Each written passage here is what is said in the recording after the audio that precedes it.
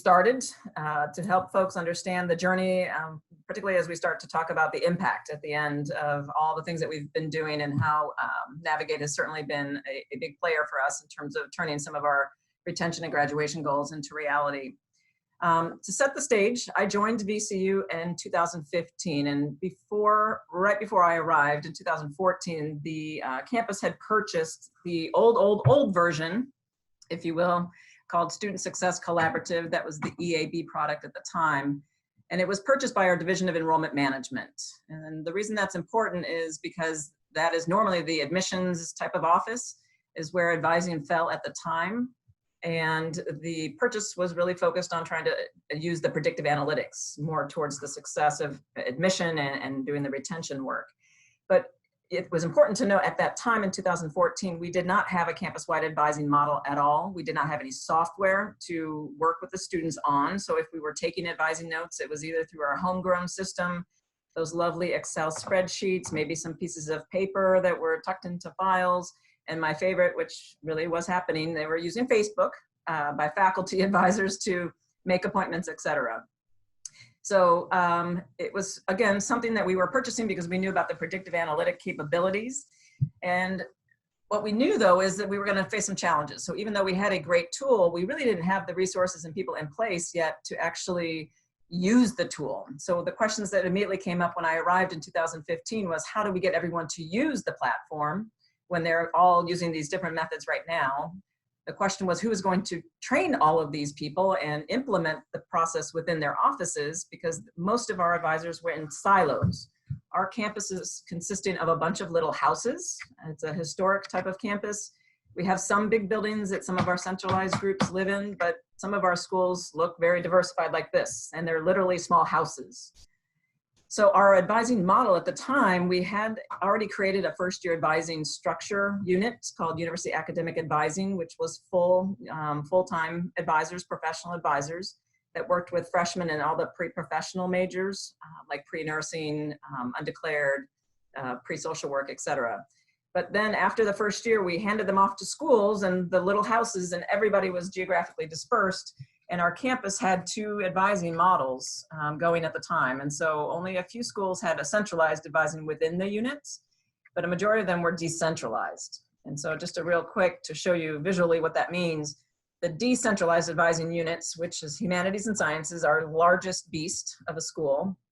The art school, engineering, allied health, life sciences, dentistry, all of these had all faculty advisors within departments who only reported to their chair. And all the administrative paperwork of advising kind of went to an assistant dean living in an office that it all trickled through.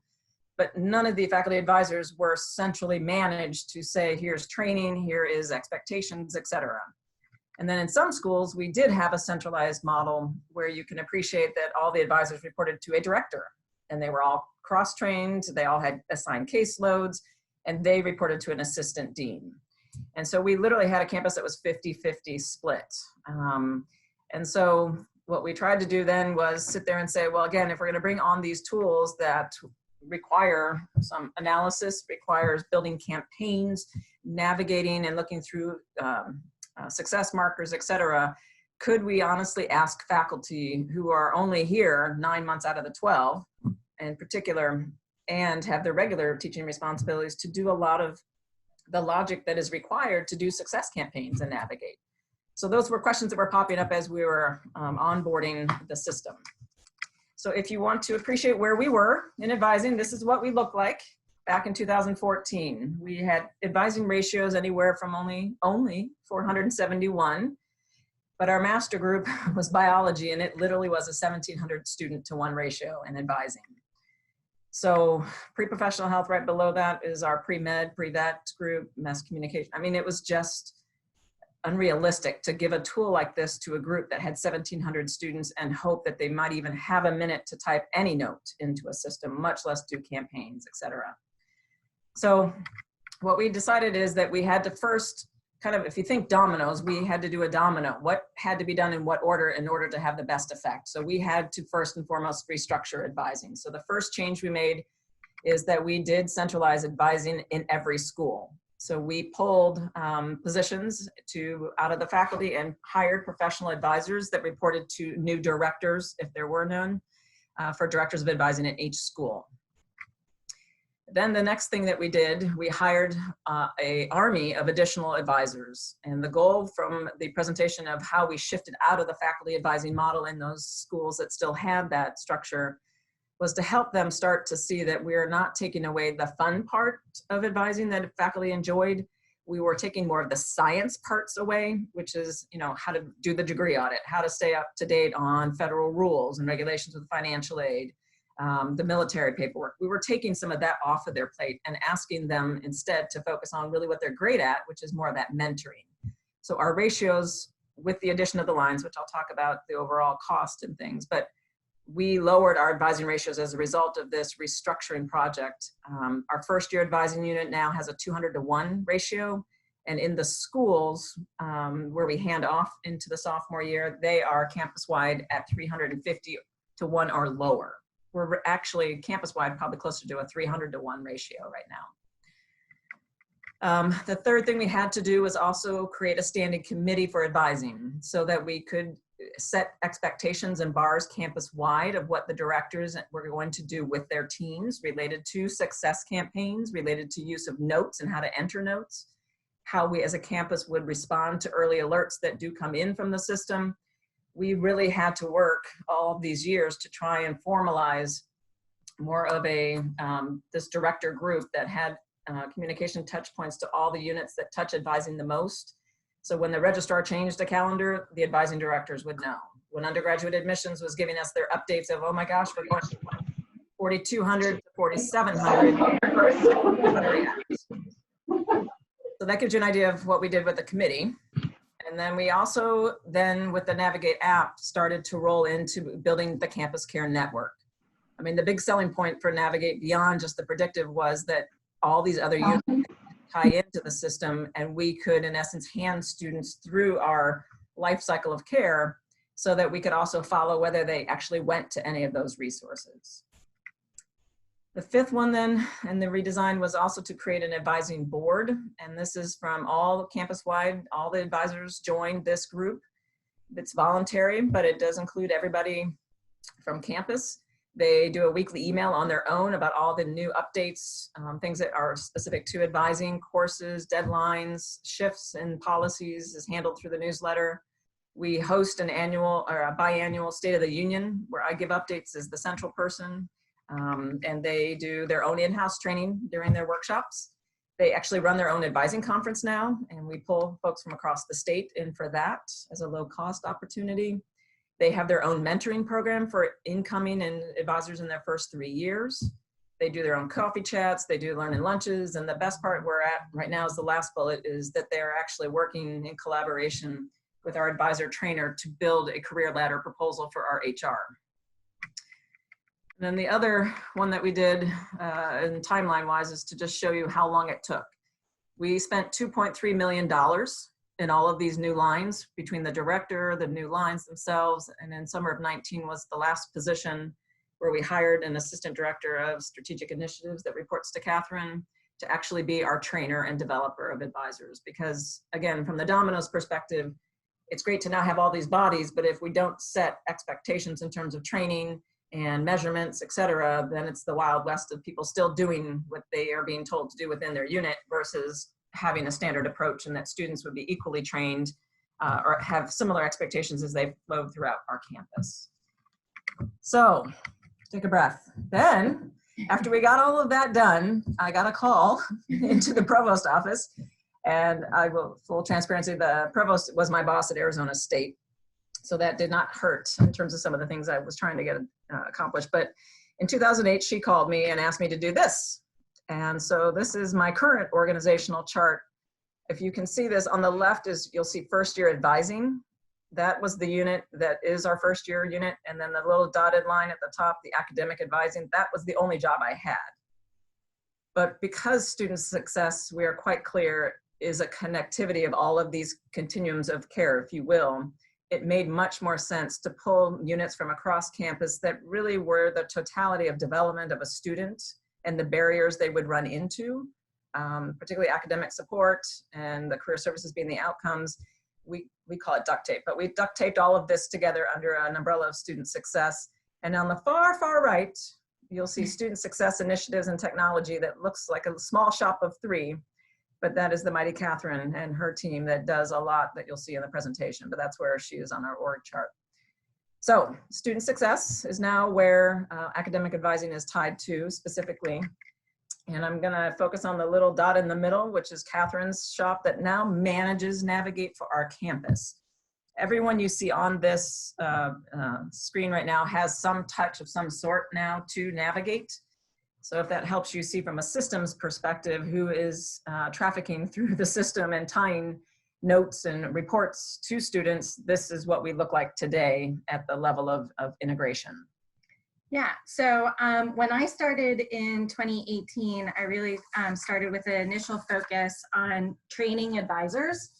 So one of the first things that I did was I started a training session called Campaigns That Work. And what that does was it brought us together as a community to share the campaigns that they were already running so that they could learn from each other. And it's a great summertime session that we continue to run.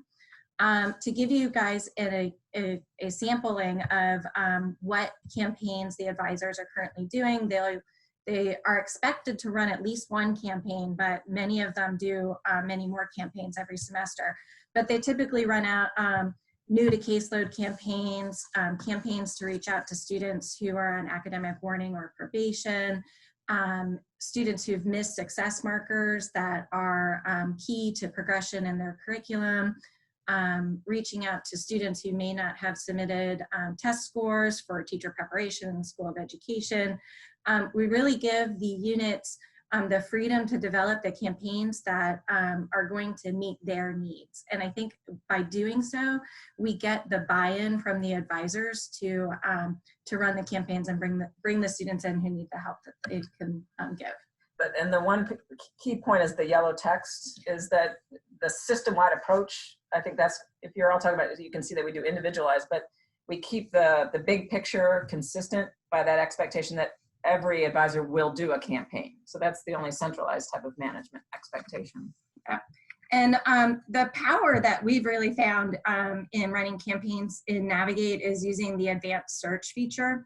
And one thing that my office, Strategic Initiatives, helps with is generating the categories. And I think categories really are key to running successful campaigns. So for example, we like to prioritize reaching out to students who have 2 or more midterm grades of D or F. Finding that in Navigate as an advisor can be challenging. It's just cumbersome. It requires you to pull a lot of reports. So we work with our Banner integration team and our Navigate integration team and technology services to develop categories that we find will be useful to our advisors. Underrepresented students is a category, students who live in housing is a category. So these categories really serve as kind of the backbone of the automating functions in Navigate. In regards to training, what we did was we centralized a lot of our help resources within Navigate. So in the links box in Navigate, you can build custom links. And what we did is we used one of those links to house all of our training documents. So all the VCU specific training documents that really detail the expectations for advisors and relationships to running progress reports or introducing themselves to campaigns or setting availability, etc. All of that's easily accessible within the platform itself. And in addition, what we're starting to do now that we have the advisor trainer is that we are moving our training into online modules, and we're placing those modules within VCU's talent development software that we use for our promotion and evaluation.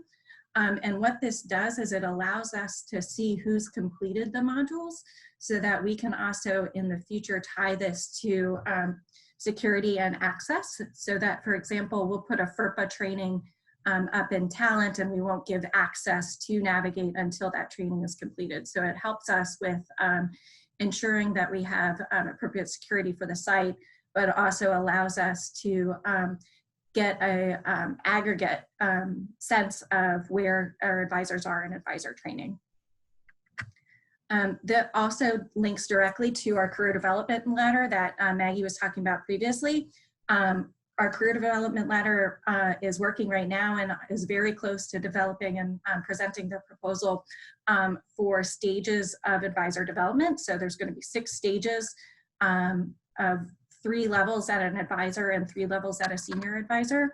And so that the training documentation in talent are going to be key to the progressions through the career ladder and will help us maintain consistency in positions across campus and consistency in training.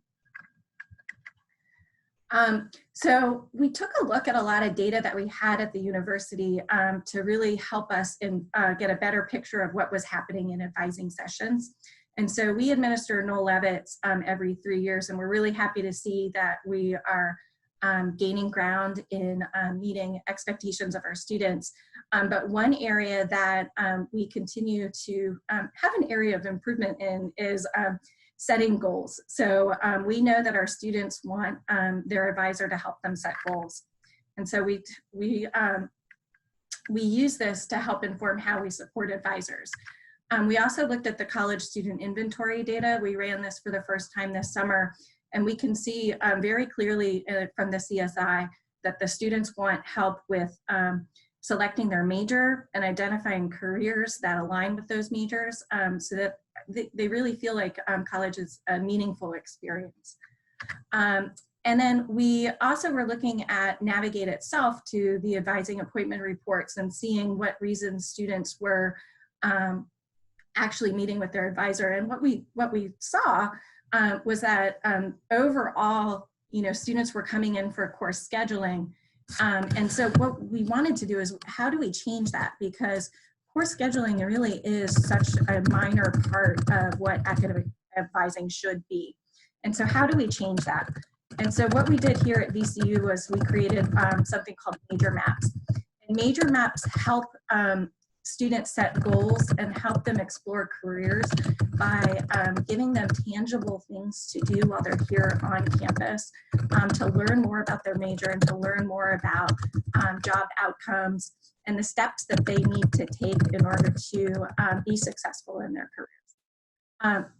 This is a really great project for us as we continue to build the faculty mentorship role, because it fosters a conversation between academic advisors, career advisors, and faculty about what program strengths are, what key experiential activities are, and what the high impact practices that are really relevant to those particular majors. So it's a really great way to foster a collaborative community of care for our. While she's on a break, just a quick reminder, if you haven't muted your sound, if you could please do that. We're just getting a little background sound from typing and talking. Thank you. All right. So the next thing that we did was within Navigate, we used the custom form field. So for the advising report, you can, if you haven't yet done this, you can instead of just having the blank notes box, you can customize the advising report for each care unit. And so we set up boxes for our advising care unit, and the first box is major map. And so again, the advisor expectation is that advisors should be talking about major maps and helping their students use it to set goals in their appointments. So one of the next initiatives that we have with advisors is that they should be using our student educational planner in degree works with their students. And the purpose of this really is to help move the advising conversation away from course planning again to that goal setting, to that career planning. And so if we can get the student educational planner in use and early on in the student's career, you're going to have more opportunities to have those very meaningful conversations about student goals, student intentions throughout their advising lifeline. So the advisor expectations are that they should be planning for 15 credits every semester, unless there's a prohibitive reason not to. They should lock the plan, and then they're going to upload a PDF of this into Navigate so that we have a record of what was discussed in the meeting. That locked plan will in the future help us do course predictions. So we'll be able to mine the data about how many students we expect to see in courses every semester. Another initiative that we run, it's called 30, 60, 90. And so the expectation is that every advisor meets with every student on their caseload every semester. So in order to do that, we had to create a dashboard so that we can get a pulse of how advisors are doing with meeting their students every semester. And this is done by pulling appointment information out of Navigate into a database that we host. And so really this is a way for us, again, to take a pulse and also to make sure the met with count is generated by advising appointment reports filed. And so this gave us an opportunity to really look at what is a good advising report. And so we just had a training on, what are detailed notes, what are helpful notes as we expand our care unit, how can we better inform student affairs through our note-taking processes, et cetera. Navigate Mobile. Okay, so we we launched Navigate Mobile last spring.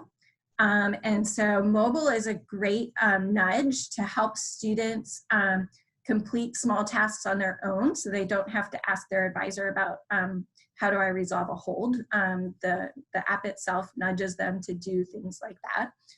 We had a great adoption rate this summer. We had 94% adoption rate by our incoming freshmen. And this was really a cross-campus collaborative effort. I hear now that Navigate is now providing some pre-written content for the Navigate app, but when we started last summer, that content did not exist. So I'm sure they stole Catherine's notes. So we had to write all of our content, which I think was really great because it really is VCU authentic content and it really speaks to the student experience here on campus. So during implementation, we met monthly and we actually continue to meet monthly now, even after we launch, to look at our content, think about ways that we can expand the content beyond our first year students. So we have just really started diving into the second year content and content for our seniors. And what we are doing now is we're aligning the content in the Navigate app with the content that we wrote for the major maps. So there's key steps within the major maps that are consistent across every major map. They're kind of key moments in the VCU student life that we think would be very, they're high impact moments. And so those are now in the mobile app. So we've started seeing some impacts from the mobile app usage, and the main impact has been the number of holds at the start of the spring semester was significantly lower than it has been in years past. And the number one hold is our immunization holds, which I can't remember the specific number, do you know? Yeah, the admissions one sticks out more in my head. Yeah. Numerically, we literally removed almost all, like it was 1% left of the high school transcript. And we usually had close to 30% of our students that had still a requirement to submit that final high school transcript. And that percent was already by the second week of fall semester. Mm-hmm. So it just shut down that whole barrier right there. But then, yeah, it moved into immunization, and across, it's now all of our holds, even including accounting holds, are down. We're at the lowest rates we've ever had. Yeah. So we're attributing that to the mobile app. So the next steps for my unit are to really start helping advising units get a better understanding of their own retention and graduation rates. And so we're going to be making some advising dashboards so that advising directors have this information at their fingertips so that they can be the ones who are making decisions about that's going to have the most impact for their units. Right now, a lot of this data is housed with Maggie and I, and we, manually, push it out to the units. And so our next steps really are going to be building dashboards based upon the Navigate data. So it'll show, our 30, 60, 90 metrics will be very visible to advisors and deans across campus. And then also the retention cohorts. So that with the categories now Navigate, they can pull each freshman year class. So if they're a fall of 18 cohort, obviously they're now in their junior year or sophomore year. So as we talk to each department about each of their retention year rates, they know how to immediately identify, because that's a category in Navigate, versus trying to say, well, what was the first semester? I'll type that in as a search feature. We just use categories now to tag each of the cohorts. Yep. If there's one thing that my office really does is we're really trying to automate as much as we can. So we're really trying to streamline the administrative processes for advisors so that they can focus on, creating those developmental relationships. And so this is a little picture of our tech stack of how everything connects. But I think Maggie says it best when we're the duct tape that tries to make everything easy for advisors so that they can focus on the student belongingness, and so that the technology falls away from them so that they can have those relationships. So one of those streamlinings that you can do in Navigate is to use the section tags feature. This feature I feel is under, it's not talked about a lot if you go to the Navigate conferences, but section tags allow you to generate automatic attendance emails. And so our focused inquiry department uses this. You create some workflow that and some standard emails. So if you take attendance within Navigate, you can have these automatic emails go out to the students, and the students really like them. They feel like the department is making an individual reach out to them, and advisors can see these emails. And so it really helps us build a culture of attendance going here on campus. We know that attendance is one of the key indicators of success in a course. And so this feature really helps us build that culture across campus. This can be, if you don't train other people on how to do the workflow and delegate the responsibility to them, this can become a beast to manage. So key to this is really training faculty on how to administer this process. If we expand it beyond the focus inquiry department, we'll have to really expand training in this area, but I think this is a very powerful tool. So with faculty participation in student success, our main push with faculty right now is having them participate in our early notification programs. And so we have two in place here at VCU. One is progress reports, which is through Navigate.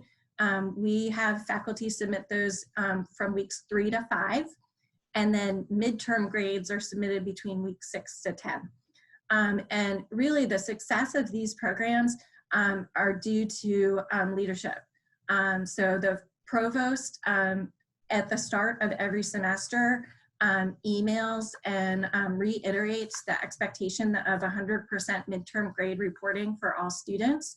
And then I follow up with that to email faculty to ask for their participation. What I did, we've been doing this for a couple semesters now, and every semester we learn something new. I've created a website very early on with information about the programs. But this semester I created this slideshow that goes on the website, and it makes it very easy for associate deans and chairs across campus to give the same presentation that I give, so that we can be consistent in our messaging. As part of that, you have to create lots of documentation for your faculty. It's really step-by-step guides of how to do the click-throughs to submit the progress reports. Let's see, for progress reports, I sent out 1,700 emails to individual faculty through a mail merge, and I get lots and lots of emails back. So you have to be prepared to answer those emails and really walk them through the process. And I feel like the time that I spend supporting this initiative now will pay off through buy-in later. Because if you give them the support that they need to participate now, they'll continue to participate along. Just as if you're emailing students, use catchy email headers, images. I placed an animated GIF in this semester's messaging, and really it helps you get the click-throughs. We have a 94% open rate on the progress report emails this go around, so I think that's pretty good. And then follow up with thank yous. They like thank yous. And then consider creating a group of faculty champions to advise you on messaging. I found that to be really helpful. I have a core group of about 5 faculty members who really like to participate in this process. And so when I'm revising messaging to students or messaging to faculty, I usually ask for their input, and it's been really helpful. Yeah. So Catherine's gonna breathe. So I'm assuming at this point, many of you out there are like, and so did it help? Does it help? What did it do? So the first one, I just have a slide together.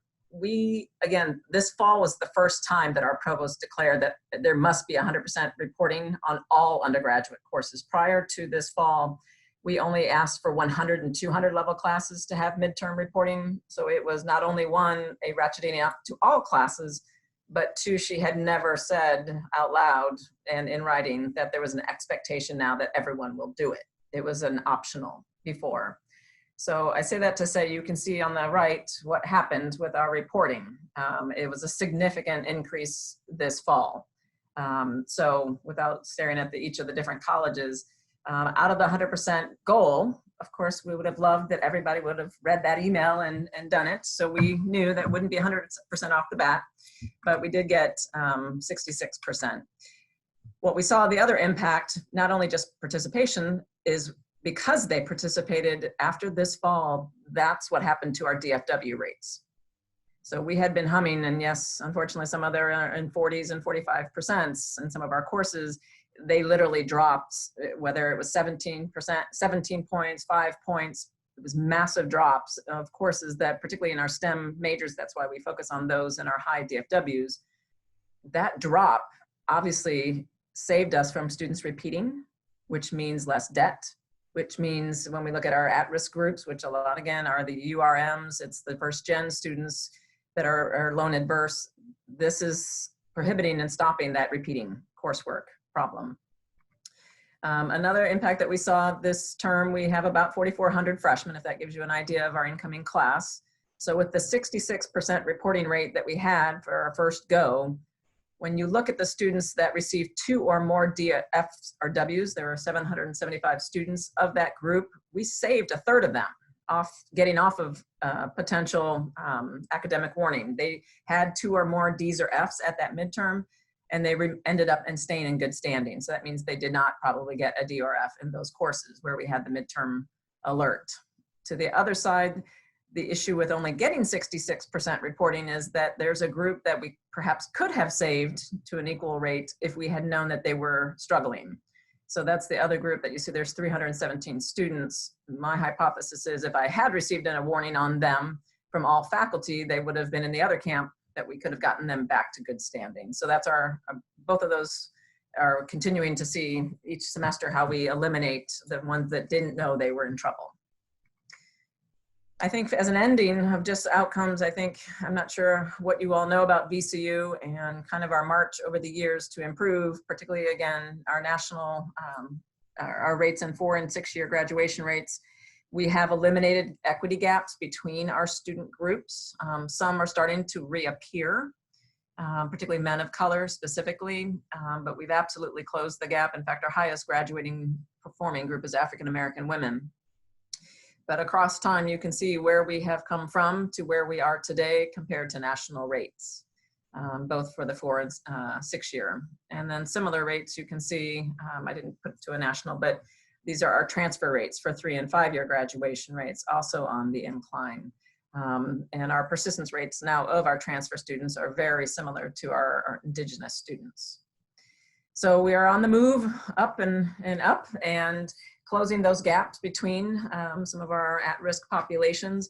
I will tell you, between the CSI data that we talked about, the college student inventory, and what we have now with an ability in Navigate to pull particular groups, we literally can get down to a science now on who we would enroll in some of our first year success courses. We are much more logical in our campaigns to say that we now know it is our out-of-state student who has this high school GPA and have these motivating or unmotivating factors from the college student inventory to really change how we do that first advising appointment from day one and what we decide to focus on. So it's taken a lot of time to get a lot of these tools, but the Navigate, I would just say the ending beauty of it all is it puts a powerful tool in the hands of the advisors, that they know their populations, they know that this is the struggle that I have, and that they can pull those lists on their own and work with their faculty if they're embedded in schools to really start to work on campaigns united. So I think that's what we had. So questions? Well, first of all, thank you, Maggie and Catherine. That was very informative, very insightful. And when you say 40 minutes, you mean 40 minutes. Exactly. So that doesn't happen very often. So that's great. We have plenty of time for Q&A. I know there's been a few questions on chat, which has been great. But here we have these folks with us. So let's ask whatever you want. If you could please identify your name and institution when you ask your question. Please ask it or put it in the chat. That would be great. I'll go first. This is Mickey from UW Superior. Thank you both for presenting. This was really good information. One of the questions that we have is around the provost declaration of the 100% midterms on all undergraduate courses. Can you talk a little bit about how you guys got there? I'm guessing there was a progression of moving from that 100 and 200 level piece to all classes. I don't know if you have governance on your campus that was a part of this at all, or policy changes and expectations. Can you just talk a little bit about that? Sure. So again, prior to 2014, there was already a loose memo that would always come out, usually about the second or third week of classes, that the registrar's office would send out to departments, that, and it only went to deans. When I first got here, it was only a dean memo that said that there was an expectation that, you know, again, student success to help first and second year retention is making sure that students are successful in their first year. So that's kind of the 100, 200 level. And the memo would say that they would ask that faculty would submit midterms if they're earning a grade of D or F specifically. So that's the world that I inherited, and that's the world that existed for a couple years.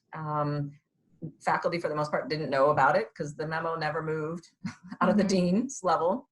And that was, again, coming from the registrar, which was not a historically engaged group with faculty.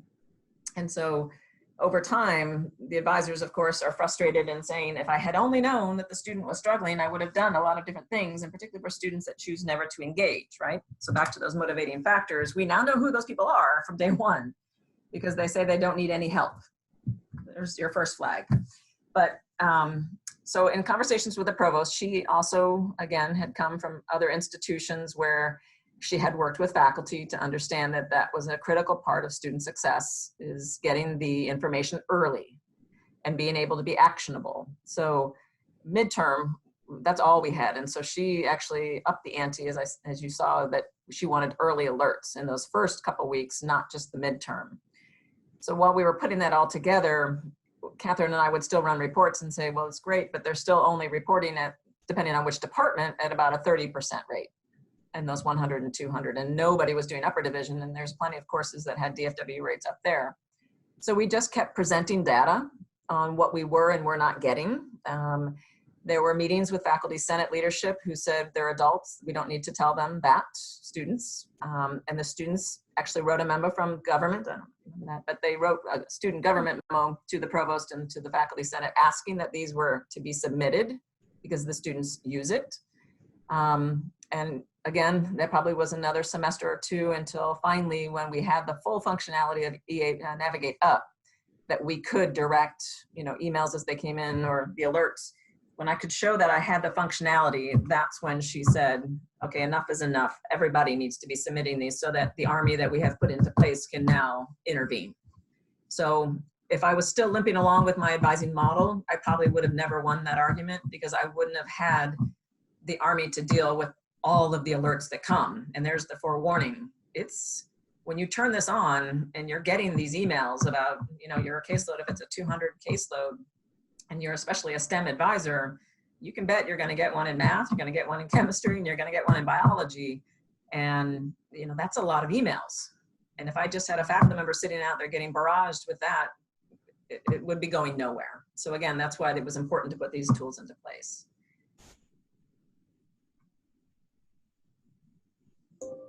Hi, this is Karen McClear. I'm at UW-Platteville. I wanted to ask a little bit about your current model where you have your faculty doing mentoring, was the way that you described it. That was how you sort of managed the change from them being formal advisors. Can you talk a little bit about what their role is within the Navigate platform? In other words, do they have an advisor role, a faculty role? One of the concerns that we have on our campus is that the faculty who are currently advisors want to still be plugged into their students and their major and to know how they're doing academically. And so we're trying to piece through how to keep them connected within Navigate without opening the doors too wide to information that maybe isn't relevant for them. Sure, as you probably know, you have the roles in general, and I'm gonna let Kevin go into the deep, but it was important when we put in the professional model that, again, there was consistency, that we knew who was accessing and who had ability to write notes, who could see notes. And so because we had already finished, the implementation of the professional, the only folks that get the advisor role are individuals that are our professional advisors. And so the faculty, in essence, do not have access to all of those pieces. They have their professorial role. That is the main role that they have. And what they can see from there, obviously, I will let Catherine then take it. Yeah, so we're a banner school. And so when we first implemented Navigate, we had the 3 roles. So you had the professor role, the advisor, and a tutor. And so with the newest version of Navigate, now we have the expanded role functionality. And so we do have faculty members who are no longer acting in a professional advisor role, but who still have an advisor role in Banner.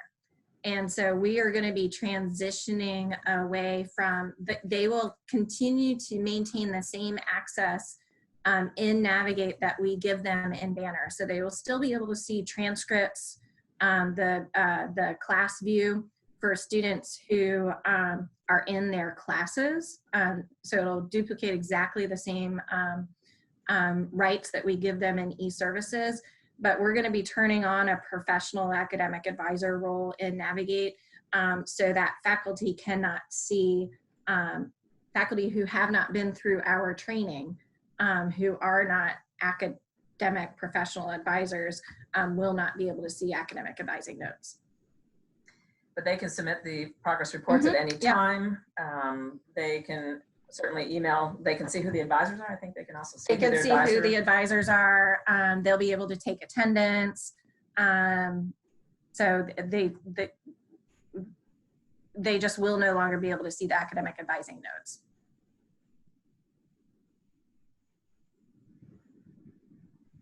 I will add, there's a unique challenge. We also have graduate advisors. All the professional programs are in here, so there's no longer just undergraduates in Navigate. And so, having faculty that maybe serve on admissions committees, having access to advising notes, we did not want that to be an option, that external candidates would not be under similar scrutiny. So that's another reason for shutting down some of the permissions on faculty. And one thing that what I try to do is that when faculty do reach out with questions about their student, I put them in touch with the advisor directly so that it can be a faculty advisor conversation. Again, we're trying to get that collaboration between faculty and advisors.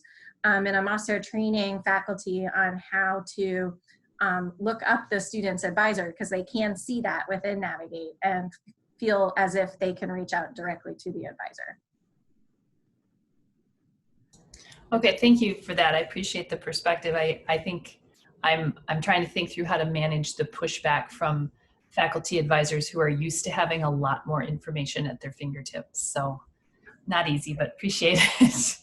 Yeah, but would they continue as a faculty advisor, or are you removing them from that role and adding professional? So we are probably about at the point where you were in 2014, where we have professional advisors working with our freshmen and our incoming transfer students. Mm-hmm. And they transition to faculty advisors at sophomore year.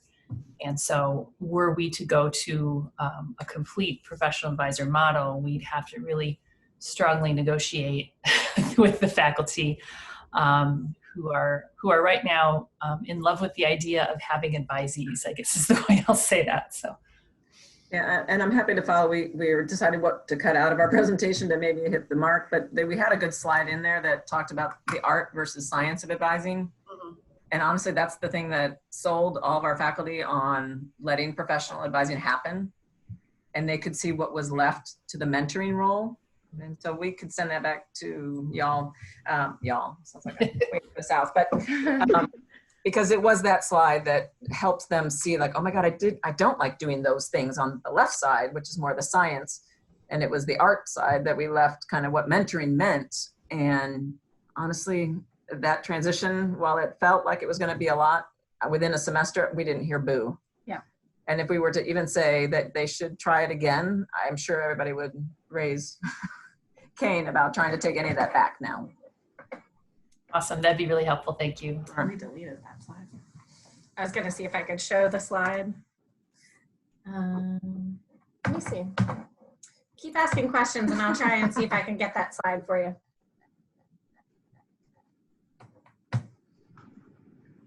Anybody else? What are concerns? Does anybody have other trepidations as you're considering onboarding? I will laugh, maybe not too loud, but I was the original administrator for Navigate. And then it became a lot before that big student success piece came on. And that's where Catherine came, the next Navigate administrator, that I just helped her. And now we have Kristen, who's the assistant director. So it's literally taking Catherine and Kristen staff lines, plus our little tech guy, Gary, behind the scenes that duct tapes everything. It's literally taking 3 people now to manage it for VCU, which is not what a lot of people want to hear, is it takes lines to do it. But it's a great investment.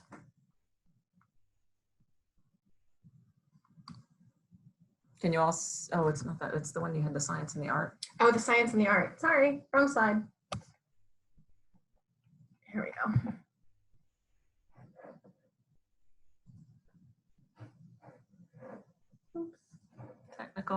Technical difficulties.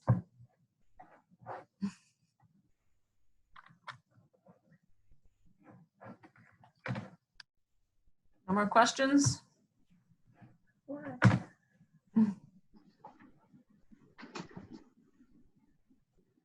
What other questions are out there? We have another question from Superior. We're just wondering if you could share some examples or talk through how, what your communication is like about midterm grades to the students. Like, what does that look like? How do you do it, et cetera?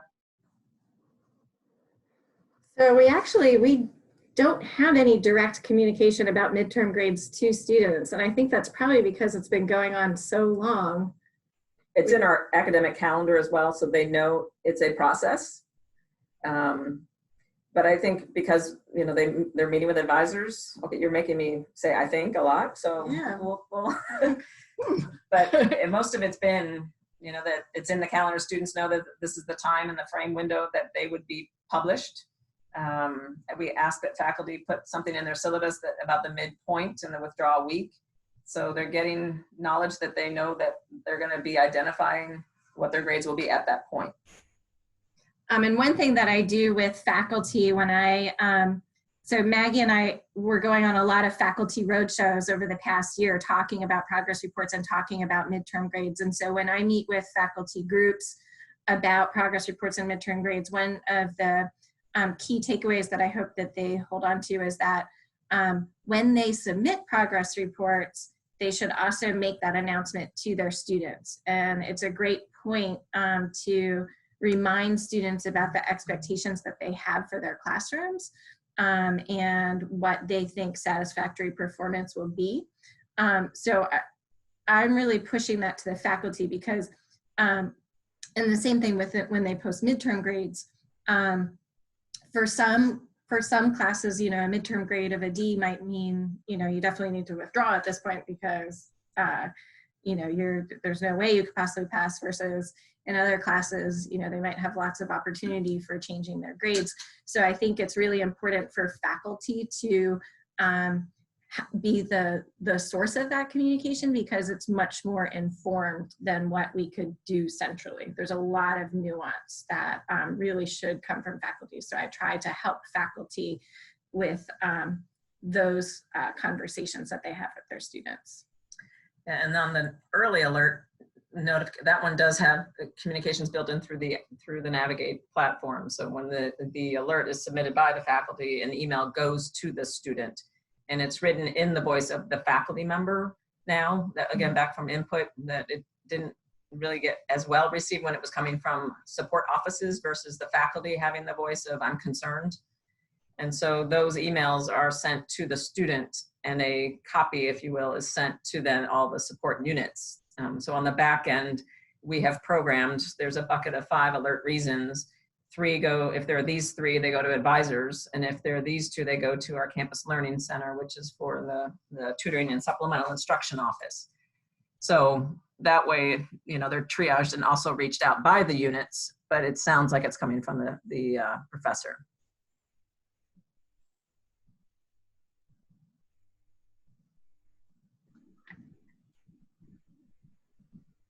Thank you also for sharing this science versus arts of advising slide. We can make sure to either incorporate that back into the slide deck, or you send it, make sure that it's available to others as well.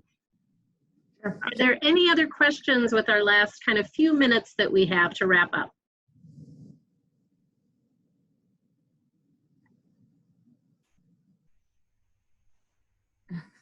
Nothing? Okay. Well, we have recorded this as well, as you may have seen in the chat, and so we will be probably sending some information out to project owners and others where to find that on the website in terms of the slides and the recording. So hopefully you can maybe share that with others who may not have been able to attend. But we are so grateful to both of you, Maggie and Catherine, for presenting. This was great information. Our institutions are in various stages of implementation and use of the various functionality in Navigate. So it's really great to see both how you've worked with and changes to your advising structure, because we've also been experiencing a lot of changes here in the UW system to various advising structures at the institution. So great to see how you did that and are really utilizing Navigate and showing some demonstrable impacts in terms of improving student success and closing equity gaps. So I know how busy you two are, so thank you so much for taking the time to share this information. You're very welcome. Thanks for having us. Yeah, and if there's any other follow-up questions that anybody else has, or their contact information is also available, or shoot that information to us as well. We also will be getting back in touch with folks to see if these webinars are something that you want to continue doing and what topics might be of interest for future webinars. So we'll be in touch about that as well. But again, thank you everybody for taking the time. And again, thank you so much to our great presenters and the great work you're doing at VCU.